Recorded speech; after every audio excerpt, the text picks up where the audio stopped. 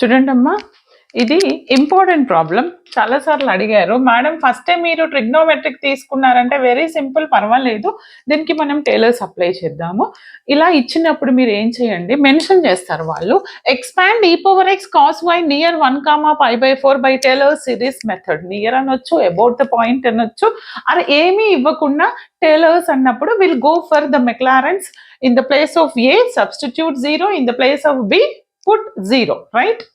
But ఇక్కడ ఏమి ఇచ్చారు, 1, π/4 ఇచ్చారు, టేలర్ సిరీస్ మెథడ్ అంటున్నారు. అంటే no need to go for 3 terms, up to ఇక్కడ వరకు సరిపోతుంది ఏం అడగనప్పుడు, సింపుల్ గా 5 మార్క్స్ లో. అప్పుడు నేను ఏం చేస్తాను, this is my tailors, right? అంటే ఐ నీడ్ టు ఫైండ్ ఏం కావాలి, f ఆఫ్ ab కావాలి. For that what is our given function here, f of x, y. What is given our f of x, y?